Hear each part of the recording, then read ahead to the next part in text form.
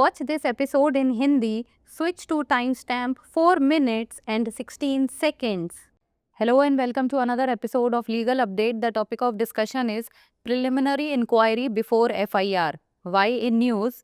Recently, in the Pradeep Nirankarnath Sharma versus State of Gujarat and others case, the Supreme Court stated that the landmark ruling in Lalita Kumari versus Government of Uttar Pradesh and others 2014 does not establish an unconditional requirement for a preliminary inquiry to be conducted in every case before filing an FIR. Background of the case: a former Gujarat IAS officer was involved in a 2023 illegal land allotment case lodged at Bhuj in Kutch. He had previously secured bail in connection with corruption allegations and the misuse of his official position. After his bail, successive FIRs were filed against him, which he argued were intended to keep him uncarcerated. He contended that as per the Lalita Kumari versus Government of Uttar Pradesh and others judgment, a preliminary inquiry was required before the registration of FIRs against him. The Gujarat High Court, relying on the same judgment, ruled that an FIR must be registered if the allegations disclose a cognizable offence, and the officer appealed this decision to the Supreme Court. Court observation: the bench of Justice Vikram Nath and Justice P.B. Varale clarified that the Lalita Kumari judgment does not mandate a preliminary inquiry in every case before registering an FIR.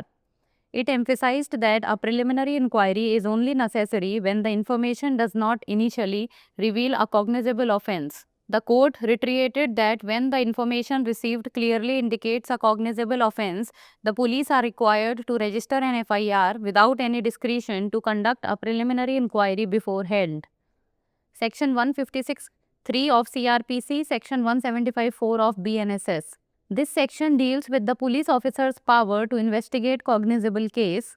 Section 156(3) of CRPC states that a magistrate who is empowered to take cognizance under Section 190 of Code may order investigation for the cognizable offence.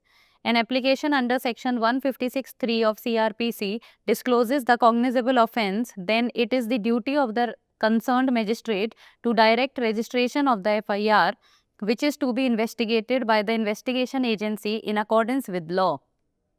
If the information received does not disclose the commission of cognizable offence apparently, but indicates necessity for inquiry, the preliminary inquiry may be conducted in order to ascertain whether the cognizable offence is disclosed or not.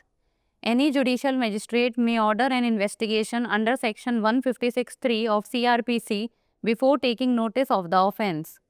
Case law: Lalita Kumari versus Government of Uttar Pradesh 2014. In this case, the Supreme Court held that if the information received does not disclose a cognizable offence but indicates the necessity for an inquiry, a preliminary inquiry may be conducted only to ascertain whether cognizable offence is disclosed or not.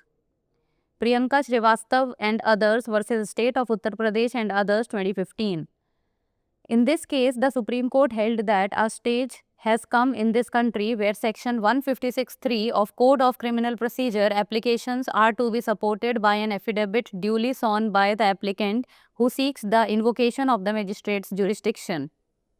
Now it's time for the practice question. What does Section 156(3) of the CRPC empower a magistrate to do? Direct police to arrest the accused, order an investigation into a cognizable offence, register an FIR without inquiry, or issue a bail order? Send us the answer in the comment section. That's all for today. Thank you so much for watching. FIR से पहले प्रारंभिक जांच चर्चा में क्यों? हाल ही में प्रदीप निरंकरनाथ शर्मा बनाम गुजरात राज्य एवं अन्य मामले में सर्वोच्च न्यायालय ने कहा कि ललिता कुमारी बनाम उत्तर प्रदेश सरकार एवं अन्य में ऐतिहासिक निर्णय प्रत्येक मामले में FIR दर्ज करने से पहले प्रारंभिक जांच किए जाने की बिना शर्त आवश्यकता स्थापित नहीं करता है। मामले की पृष्ठभूमि: गुजरात के एक पूर्व IAS अधिकारी पर कच्छ के भुज में दर्ज 2023 के अवैध भूमि आवंटन मामले में संलिप्तता का आरोप है। भ्रष्टाचार के आरोपों और अपने पद के दुरुपयोग के मामले में उन्हें पहले ही जमानत मिल चुकी है।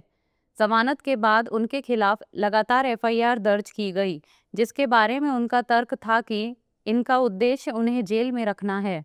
उन्होंने तर्क दिया कि ललिता कुमारी बनाम उत्तर प्रदेश सरकार एवं अन्य के फैसले के अनुसार उनके खिलाफ एफआईआर दर्ज करने से पहले प्रारंभिक जांच आवश्यक थी।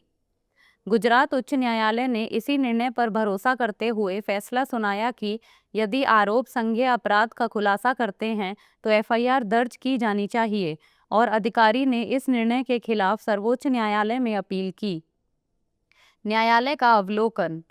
न्यायमूर्ति विक्रम नाथ और न्यायमूर्ति पी.वी. वराले की पीठ ने स्पष्ट किया कि ललिता कुमारी मामले में निर्णय में प्रत्येक मामले में एफआईआर दर्ज करने से पहले प्रारंभिक जांच अनिवार्य नहीं है। इसने इस बात पर जोर दिया कि प्रारंभिक जांच केवल तभी आवश्यक है जब प्रारंभिक जानकारी से संज्ञेय अपराध का पता न चले।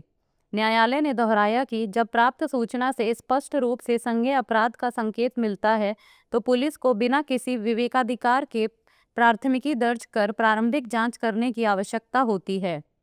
सीआरपीसी की धारा 156(3), बीएनएसएस की धारा 175(4) यह धारा संज्ञेय मामले की जांच करने की पुलिस अधिकारी की शक्ति से संबंधित है। सीआरपीसी की धारा 156(3) में कहा गया है कि एक मजिस्ट्रेट जिसे संहिता की धारा 190 के तहत संज्ञान लेने का अधिकार है, वह संज्ञेय अपराध के लिए जांच का आदेश दे सकता है।